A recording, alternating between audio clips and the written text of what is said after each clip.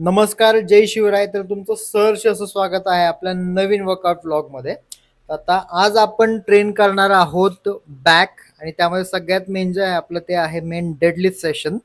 तर आता डेडलिफ्ट मध्ये माझा खूप वर्षांपासून एक गोल आहे की मला 250 केजीज वेट लिफ्ट करायचंय, आणि तो अराउंड माझा 5 to 6 टाइम्स फेल गेलेला आहे. आता मला 2-3 थोड्याशा गोष्टी सांगायच्यात की आतापर्यंत मला अख्ख्या 12 वर्षाच्या लिफ्टिंग करिअर मध्ये एकही इंजुरी नाहीये.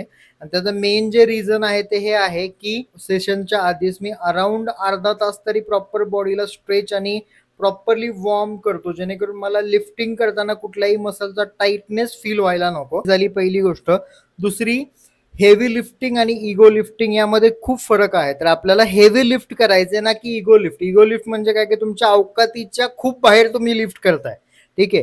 स्वतःला पुश करणं ही गोष्ट वेगळी आहे, पण डेस्परेट होऊन उगाच काही ना काही मारणं. मग तुम्हाला 100 किलोनी घंटा एक रेप जात नाही, तुम्ही जर का एम ठेवता की मला 150 मारायचा आहे, तर तुम्ही तिकडे ऍक्च्युअल मध्ये इगो लिफ्ट करताय, ज्याचा एंड जो आहे तो फक्त आणि फक्त इंजुरी आहे. आता आपण जाऊयात जिम मध्ये, आणि हे आहे माझं प्री जे बनवून घेतलेलं आहे मी ऑलरेडी, ज्यामध्ये प्री वर्कआउट आहे, BCAAs आहेत, आणि थोडंसं मी आजसाठी थोडंसं मी एक एल-आर्जिनिन टाकले 5 ग्रॅम, जेणेकरून मला एनर्जी माझी तेवढी चांगली राहील. तर आता आपण हे प्री संपवून निघणार आहोत जिमकडे.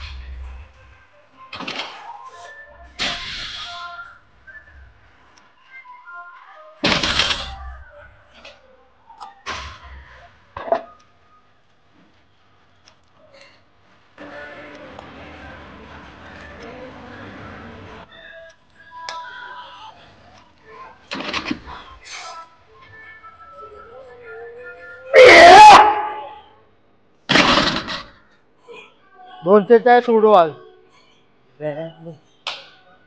लई गेला 230. चल रे चल, टाकलेला पाऊल माघारी नाही घ्यायचा. महाराजांचा मावळा असतो, ठोकायचा. फक्त 240 आहे.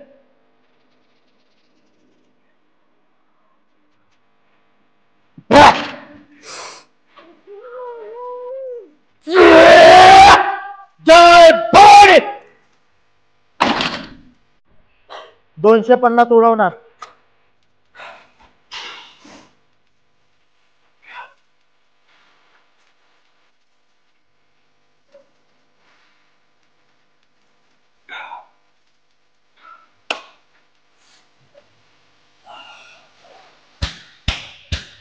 चल इजी.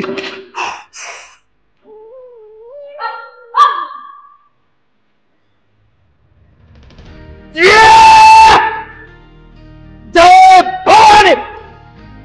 एक पट्ट्या.